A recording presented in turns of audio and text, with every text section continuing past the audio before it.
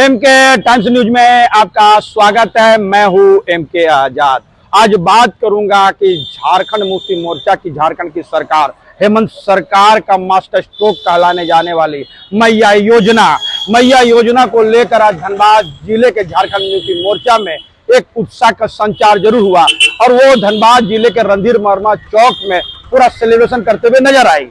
और हो भी क्यों नहीं, सरकार ने अनाउंसमेंट की है कि वो दिसंबर से 1000 से बढ़ाकर मैया योजना की राशि को 2500 करने वाली है। और चुनाव आज अनाउंसमेंट कर दिए, इन्हें झारखंड में अनाउंसमेंट चुनाव आयोग ने कर दिया है। 2 चरणों में चुनाव होंगे, 13 और 20 नवंबर के चुनाव होंगे और 23 तारीख को परिणाम भी सामने आए जाएंगे। लेकिन इस घोषणा को होने से पहले ही झारखंड मुक्ति मोर्चा ने मैया योजना को लेकर एक सेलिब्रेशन रणधीर वर्मा चौक धनबाद में बड़ी उत्साह के साथ मनाया।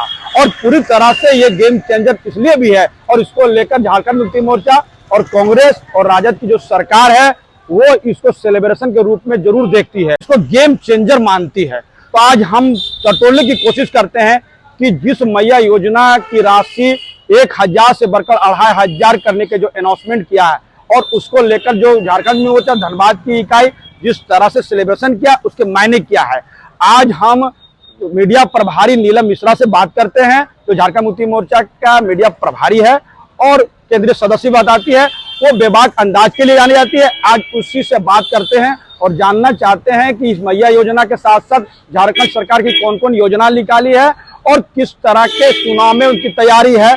इस सब बातों को लेकर आज हम नीलम मिश्रा जो मीडिया प्रभारी है झारखंड मुक्ति मोर्चा से उससे बात करते हैं। चलिए आज मिलते हैं नीलम मिश्रा जी से। मुद्दा ये था कि कल कैबिनेट में जो पास किया गया कि जो मैया सम्मान योजना जो 1000 रुपया दिया जा रहा है वो अब दिसंबर से उसको 2500 रुपया कर दिया गया और वो कैबिनेट से पास भी हो गया। तो ये बहुत ही खुशी का विषय है ना, क्योंकि पहली बार झारखंड में कोई ऐसा मुख्यमंत्री आया है जो महिलाओं के लिए सोच रहा है, महिलाओं को सशक्त करने के लिए, उनको आत्मनिर्भर बनाने के लिए। तो ये महिलाओं के लिए मतलब छोटा बात नहीं है। तो इसीलिए 1000 को बढ़ा करके जो 2500 रुपया कर दिया गया और दिसंबर से ये आरंभ भी हो जाएगा।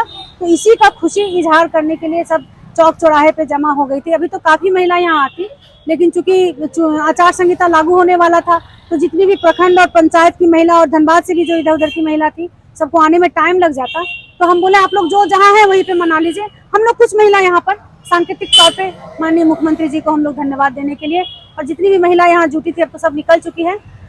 मेन मकसद था कि हम लोग महिला लोग जो है पूरे झारखंड की मुख्यमंत्री का ये जो योजना है उसके लिए आभार व्यक्त करना चाहती है, धन्यवाद देना चाहती है। सवाल है मैडम कि चुनाव का नवंबर में रिजल्ट आ जाएगा, जैसे कि आज अनाउंसमेंट हो गया है 13 और 20 को चुनाव होगा, 23 को रिजल्ट आ जाएंगे। अनाउंसमेंट क्या है कि दिसंबर से दिया जाएगा, तो क्या सरकार रहेगी कि नहीं रहेगी? तो अनाउंसमेंट क्या चुनाव का फायदा लेने के लिए इस तरह का किया गया है? क्या है दिसंबर में सरकार रहेगी कि नहीं रहेगी, इस पर संशय है। तो दिसंबर से देने की क्यों बात है? जब देने की बारी आई तो तब पहले से क्यों नहीं दिए? देखिए बात क्या होता है कि हमारा भी अपना एक काम करने का एक प्रक्रिया है। हम लोग का भी एक बजट, वो बजट को खंगाला गया, देखा गया कि भाई कितना बजट तक हम लोग बढ़ सकते हैं। उस समय तक देखा गया कि नहीं, फिलहाल हम लोग 1000 दे करके देखते हैं कि महिला लोग को 1000 में हम लोग कहाँ तक कर पाते हैं। उसके बाद फिर देखा है कि नहीं, हम लोग 2500 तक भी कर सकते हैं। इवन कि मुख्यमंत्री तो यहाँ तक बोले हैं कि हम लोग का जो 1,36,000 करोड़ बकाया राशि जो केंद्र में पड़ा हुआ है, अगर वो पैसा वापस आ जाता है, वो राशि वापस आ जाता है को लेकर नहीं किसको लेकर बाकी है? इसका कोयला रॉयल्टी का जो पैसा है वो 1,36,000 है। वो अगर मिल जाता है तो यहाँ की महिलाओं को तो 5000 तक देने की बात हो रही है, 8000 तक देने की बात हो रही है कि हम उनका टारगेट है कि महिलाओं को हम 1 लाख रुपया साल का हम पूरा मतलब देने का प्रयास करेंगे। तो वो उसी दिशा में चल रहे हैं। और ये जो राशि बढ़ा है, इनका पहले का बोला हुआ कोई भी अगर कार्यक्रम होगा आप देख लीजिएगा, वो पहले ही बोल चुके हैं कि ये जो 1000 से शुरुआत है ये 2500 होगा, 5000 होगा, 8000 होगा। मेरा लक्ष्य है साल का 1 लाख रुपया हर महिला का खाता में जाए। गोगो दीदी योजना भारतीय जनता पार्टी लगा रही है, सरकार का तरफ से आदेश आया था कि ऐसे लोगों पर एफआईआर किया। कितने लोगों पर एफआईआर हुआ मैडम? ये भी तो लगता है हवा हवाई होगी। सरकार बोले कैसे लोग जो फॉर्म भरेगा उस पर मुकदमा होगा, तो बताना होगा ना कि धनबाद में ही बहुत भराया गया था, तो कितना लोगों ने एफआईआर किए? देखिए कितने लोगों का एफआईआर हुआ नहीं हुआ उसका जानकारी तो हमको नहीं है, क्योंकि ये प्रशासन बताएगा आपको। लेकिन हाँ इतना जरूर है कि जिस प्रकार से एक फर्जी फॉर्म निकाल करके भारतीय जनता पार्टी के लोग झारखंड की महिलाओं को जो ठगने का प्रयास करने का काम किया, जो प्रपंच करने का काम किया, उसके विरोध में हम लोगों ने एक्शन लिया। माननीय मुख्यमंत्री जी ने एक्शन लिया और इसको पूरी तरह से एक खबर दिया गया महिलाओं को जागरूक करने के लिए। केस तो हुआ नहीं ना मैडम, कहाँ केस हुआ? वही तो बोल रहे हैं मुकदमे कहाँ यही हुए? मैं बता रही हूँ ना कि अब तो फॉर्म भरा रहा है कि नहीं भरा रहा है हमको वो भी नहीं मालूम। हम लोग का काम था इसको उजागर कर देना, क्योंकि आपको मालूम होगा अभी हाल ही में हमारे पार्टी के महासचिव विनोद पांडे जी चुनाव आयोग से भी जाकर के मिले थे और वो भी बताएं कि हम लोग इस तरह का योजना जो है लागू करना चाहते हैं, फॉर्म निकालना चाहते हैं। तो उन्होंने मना किया कि अब आचार संहिता लागू हो जाएगा तो आप लोग फॉर्म आवेदन भरवा नहीं सकते। तो जिस प्रकार से गोगो दीदी का फॉर्म भरा रहा था, ठीक है, तो वो अगर गलत है तो आप लोग भी गलत होंगे और आप लोग अगर सही है तो वो लोग भी सही है। अच्छा मैडम, एक सवाल है कि बड़े चुनाव से पहले बड़े पैमाने पे यहाँ पर ट्रांसफर पोस्टिंग हुआ अफसर का और एक नगर आयुक्त का ट्रांसफर किया गया, बाद में वापस ले लिया गया। क्या इस तरह का ट्रांसफर पोस्टिंग में भी खेल होने की संभावना बताई जा रही है? लोगों को शंका है कि पैसे के बल पर या कोई पैरवी के बल पर फिर उनको जगन नारायण को ट्रांसफर भी किए, फिर उनका पोस्टिंग भी कहीं कर दिया, तो फिर वापस उनको रख लिया गया है। देखिए, ये सारी चीजें जो होती है जब चुनाव, किसी भी राज्य में जब चुनाव हो तो ये एक प्रक्रिया है।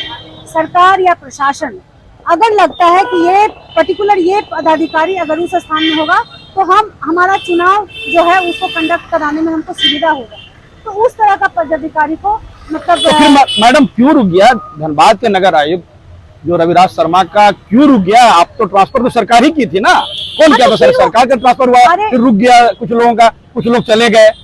धनबाद नगर से ही एक आदमी का ट्रांसफर हुआ। ठीक है मैडम सुन लीजिए, मेरा सवाल सुन लीजिए। धनबाद से ही एक अधिकारी का ट्रांसफर हुआ, वो चले गए, इनका भी ट्रांसफर हुआ नगर आयुक्त, ये बने रह गए। इसको लेकर सवाल लोग खड़ा कर रहे हैं कि ट्रांसफर पोस्टिंग में भी कहीं कोई खेल तो नहीं हुआ? लोग शंका के निगाह से देख रहे हैं। देखिए, शंका करना और अनाप शनाप बोलना, ये इस पे किसी का जोर नहीं है। कोई कुछ भी सोच सकता है, कोई कुछ भी बोल सकता है, लेकिन जो वास्तविकता है उसको हम झुटला नहीं सकते ना। हम लोग को देखना क्या है कि हम लोग के सामने चुनाव है और चुनाव को देखते हुए जो भी अधिकारी पदाधिकारी चुनाव से संबंधित वैसे पदाधिकारी को अगर विस्थापित यहाँ पे स्थापित करते हैं और उनको ट्रांसफर से रोकते हैं, ये चुनाव आयोग का काम है, यहाँ का प्रशासन का काम है, यहाँ का सारा सिस्टम का वो सब काम है। तो उस पे हम लोग को यहाँ पे टिप्पणी करने का कोई मतलब नहीं बनता है। चुनाव को देखते हुए कोई भी निर्णय लिया जा सकता है ना। अच्छा मैडम, तालमेल के आधार पर कितने सीट जो है झारखंड मुक्ति मोर्चे के खाते में जा रही है, आरजेडी के खाता में, कांग्रेस के खाता में, क्या लग रहा है? 6 विधानसभा में कितना झारखंड मुक्ति मोर्चा कितना में चुनाव लड़ेगी, कांग्रेस कितना में लड़ेगी, कितना तालमेल? विधानसभा जी, धनबाद जिले की बात कर रहा हूँ मैं। तो धनबाद जिला का जो 6 विधानसभा क्षेत्र है हम लोगों का, पिछले बार जैसे 3-3 का हम लोगों का भागीदारी हुआ था कि आपका सिंदरी, निरसा और टुंडी में हम लोग जेएमएम लड़े थे और धनबाद, बाघमारा, झरिया कांग्रेस लड़ा था। तो अब इस बार क्या होगा ये अभी तय नहीं हुआ है, क्योंकि अभी तुरंत चुनाव। कितना झारखंड मुक्ति मोर्चा कितना मांग रहा है? धनबाद से सीट मांग रहे हैं? अभी वो सब हम लोग अभी कोई जानकारी नहीं। झारखंड में क्या रेशियो है, कितना झारखंड मुक्ति मोर्चा लड़ेगी, कांग्रेस कितना है? इस पे कोई चर्चा ही नहीं हुआ, अभी इस पे बैठक ही नहीं हुई है। अभी गठबंधन की बैठक होगी, उसमें निर्णय लिया जाएगा। हम यहाँ पे कुछ नहीं बोल सकते, क्योंकि ये अभी मतलब बोलते हैं ना कि एक आधिकारिक तौर पे एक टिप्पणी कर देना या बयान दे देना, ऑफिशियल बयान, वो जब तक नहीं आएगा हम लोग कुछ नहीं बोल सकते, क्योंकि मीटिंग हुआ ही नहीं है। अच्छा, एक अंतिम सवाल करेंगे मैडम। सरकार की उपलब्धियों में सिर्फ क्या मैया योजना है कि और भी कोई योजना है? सिर्फ मैया योजना को लेकर झारखंड मुक्ति मोर्चा पूरा एग्रेसिव होती है, लगातार कोई कार्यक्रम कर रही है, बाकी योजना के बारे में झारखंड मुक्ति मोर्चा बात करना नहीं चाहती है, मतलब उसका कार्यकर्ता में उत्साह नजर नहीं आता। क्या लग रहा है कि गेम चेंजर है सिर्फ मैया जो इसी को लोग को प्रोटेक्ट करना है, बाकी कोई योजना नहीं है? इसका मतलब आप लोग को पता नहीं है। आप लोग को मालूम होगा कि ये मैया सम्मान योजना 6 महीने पहले आने की बात थी और ये षड्यंत्र करके जिस तरह से मुख्यमंत्री जी को जेल भरने का काम किया, जिसके कारण ये योजना थोड़ा सा 6 महीने बाद आया। हम लोग का कोई भी योजना चुनाव से संबंधित योजना नहीं है।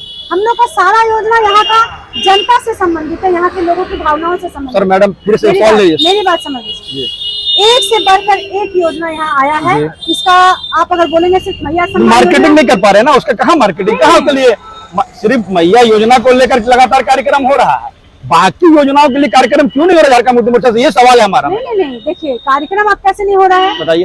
आप देखेंगे सरकार आपकी द्वार जो जितना कैंप लगा, 4था बार कैंप लग चुका, और अभी जो सारा फॉर्म भरा रहा था जिसमें आपका अबुआ आवास का फॉर्म हो गया, वृद्धा पेंशन और उसके बाद विधवा पेंशन, विकलांग पेंशन, उसके बाद गुरुजी क्रेडिट कार्ड, उसके बाद आपका जो प्री मैट्रिक और पोस्ट मैट्रिक जो ये स्कॉलरशिप वाला फॉर्म है, फिर किशोरी समृद्धि योजना है, उसके बाद आपका क्या बोलते हैं पोटो हो खेल वाला योजना है, उसके बाद आपका फूलो झानो योजना है, समृद्धि योजना है। तो योजनाओं की लड़ी लगी हुई है और ये सारा जो कैंप लग रहा था यहाँ पे और उस कैंप में जो भीड़ लगी हुई थी और जो फॉर्म आवेदन गया है, आप अपना आजकल तो गूगल से आप सब निकाल सकते हैं, आप वहाँ देख लीजिएगा, लाखों की संख्या में फॉर्म गया है और लाखों के लोगों को योजनाओं का लाभ मिल रहा है। अब वो आवास योजना कब लाया गया? जब प्रधानमंत्री अपना आवास यहाँ देना बंद कर दिए। प्रधानमंत्री आवास 8 लाख लोगों को यहाँ पे बाधित कर दिए, अचानक यहाँ पे घर नहीं मिलेगा आप लोगों को, आयुष्मान बंद कर दिए। तो इसके बाद हमारे मुख्यमंत्री ने निर्णय लिया, मतलब कि आग्रह करने के बावजूद भी, विनती करने के बावजूद भी कि झारखंड के लोगों को घर दो, उनको उनका छत मत छीनिए, इनको घर दीजिए। लेकिन प्रधानमंत्री जी बोले नहीं, क्योंकि हमारे यहाँ राज्य, हमारा जो शासन नहीं है, हमारा सत्ता नहीं है, हम वैसे ही राज्य को सारा सुविधा देंगे जहाँ पे हमारा बीजेपी का सरकार रहेगा। बेरोजगार को कुछ पैसे देने की बात सरकार ने पिछले बार बढ़ चढ़ के कहा था, लेकिन उसका भी योजना आप लागू नहीं कर सके। बेरोजगार कह रहे हैं कि वो ठगा महसूस कर रहा। सरकार ने वादा किया था कि हम बेरोजगारों को पेंशन के रूप में या स्टाइपेंड के रूप में पैसे देंगे, करीब 4000 की बातचीत चल रही थी। क्या मैडम, क्या लग रहा है बेरोजगार को ठगा नहीं गया है? देखिए, इसमें आपको थोड़ा सा समझना पड़ेगा। समझना ये पड़ेगा कि हम इससे इनकार नहीं कर पा रहे हैं, हम इनकार भी नहीं करते हैं कि जो स्पीड हमको शुरू से पकड़ना चाहिए था हम नहीं पकड़ पाए, जिसके कारण कुछ कुछ जगह पे हम थोड़े पीछे रह गए। उसका कारण क्या है कि सरकार बनते ही सबसे पहले तो हम लोग कोविड के चपेट में आए। 2.5 वर्ष हमारा जो पूरा लॉकडाउन रहा, हम वहाँ पे कहाँ से कोई योजना लागू कर पाते। उस वक्त जो उनके पास जो एक मुहिम आया, उनके पास जो एक चैलेंज आया, कोविड संबंधित चैलेंज, जबकि रघुवर दास ने पूरा खजाना खाली करके दिया। 5000 का, हम मेरे को तो लगता है 5,500 से भी 5,500 करोड़ का सिर्फ बिजली बिल बकाया था। और किस प्रकार से बिजली बिल वसूला जा रहा था डीवीसी के माध्यम से केंद्र सरकार के इशारे पे, और खजाना खाली। तो ऐसे मतलब एक पंगु बना देना सरकार की तरफ से और उसके ऊपर से इतना बोझ दे देना, तो ये तो झारखंड के अगर हितैषी हैं तो हम सबको माननीय मुख्यमंत्री जी का तारीफ करना चाहिए कि बार बार प्रहार करने के बावजूद भी इनको काम करने से रोका गया। कम समय में भी इन्होंने काम करने का प्रयास किया, बावजूद इसके 6 महीने के लिए इनको जेल में डाला गया। एक निर्दोष मुख्यमंत्री को, आपको पता होगा कि हाई कोर्ट ने क्या बयान दिया था कि ऐसे मुख्यमंत्री जो किसी केस में न प्रत्यक्ष रूप से शामिल है न अप्रत्यक्ष रूप से उसमें संलिप्त है, और बावजूद इसके 6 महीने इसको जेल में रख दिया। और ऐसी स्थिति में अगर आप लोग बोलिएगा काम क्यों बाधित हुआ, तो ये तो हम लोग का भी थोड़ा सा समझने का जरूरत है। देखिए, जहाँ तक मैं बता देती हूँ, जहाँ तक युवाओं की बात है, युवाओं की ठगने की बात है, आप जा करके सर्च करके देख लीजिए। डे 1 से ये जो सरकारी कार्यक्रम जो हो रहा है, जहाँ पे सरकारी परिसंपत्ति वितरण हो रहा है, यहाँ पे देखिए अभियंताओं की नियुक्ति हो रही है, डॉक्टर्स की नियुक्ति हो रही है, टीचर्स की नियुक्ति हो रही है। जेपीएससी का एग्जाम जो आज तक नहीं करा पाया था ये रघुवर दास के समय में, 4 बैकलॉग जेपीएससी एक बार में इन्होंने कराया।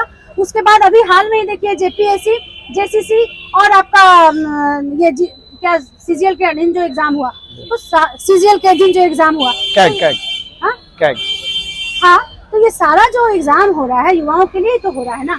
तो अब है कि भत्ता देने की जहाँ तक बात है, अभी हाल ही में जो धनबाद आए थे मुख्यमंत्री जी, आपको पता होगा कि भत्ता का भी सारा चीज प्रचार प्रसार हो रहा था, मतलब भत्ता का भी सारा फॉर्म भरवाने के लिए उन लोग को, इसीलिए वो योजना। अंतिम सवाल है मैडम, रोहिंग्या और बांग्लादेशी को बाहर निकालना की योजना पर जो काम कर रही है भारतीय जनता पार्टी, और इसको लेकर लग रहा है कि बैकफुट में नजर आती है झारखंड मुक्ति, क्या लगता है कि सही माने में बैकफुट पे है रोहिंग्या और बांग्लादेशी का जो मामले आ रहे हैं, घुसपैठिया के मामले पे, क्या कैसे आप उसको काउंटर कर पाइएगा? देखिए, हम आपको एक बात बताते हैं, झारखंड की जनता इतनी बेवकूफ है क्या? आप हमको एक बात बताइए ना, रोहिंग्या या बांग्लादेशी किधर से घुसता है, किधर से घुसता है, आप बताइए हमको। हमारा झारखंड का जो बॉर्डर लाइन है, हमारा झारखंड का बॉर्डर लाइन बांग्लादेश से टच करता है क्या? नहीं ना। हमारा झारखंड का बॉर्डर लाइन अगर बांग्लादेश से टच करता है, जहाँ से डायरेक्ट घुसपैठिया घुस रहा है, तो हम माने, और सो भी हम नहीं मान सकते, अगर टच करता भी तो नहीं मान सकते, क्योंकि बॉर्डर सुरक्षा केंद्र सरकार के अधीन आता है, बॉर्डर सुरक्षा गृह मंत्रालय के अधीन आता है, बीएसएफ गृह मंत्रालय के अधीन आता है। तो आपके बॉर्डर में अगर आप बॉर्डर सुरक्षा नहीं कर पा रहे हैं, तो आपको तो अपने पद से रिजाइन देना चाहिए। आज जो झारखंड में भाजपा के लोग ये रोहिंग्या और बांग्लादेशी घुसपैठिया को लेकर के जो यहाँ पे तमाशा कर रहे हैं, इनसे सवाल पूछना चाहिए कि आखिर आसाम होके ही आ रहा है ना, क्योंकि बांग्लादेश का बॉर्डर टच करता है आसाम से बॉर्डर टच करता है बंगाल का, बंगाल से हमारे झारखंड का। तो इतने सारे स्टेट क्रॉस करके आ रहे हैं, आप आसाम में क्यों नहीं रोक पा रहे हैं? आपका तुम्हारा डबल इंजन की सरकार है, तो नाकामयाब तो आप हैं, फेल्योर तो आप हैं।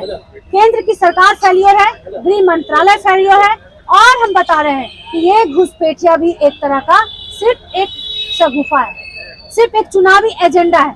अगर भाजपा के पास कोई काम गिनाने की होती, अगर भाजपा के पास ऐसा कोई जन मुद्दा होता जो उन्होंने किया होता और उसके एवज में हेमंत सोरेन जी हल्का पड़ जाते, तो जाहिर सी बात है कि ये रोहिंग्या और बांग्लादेशी ऐसे मतलब बेहुदी बातों को लेकर इन लोगों को चुनाव के लिए सामने आने का जरूरत नहीं पड़ता।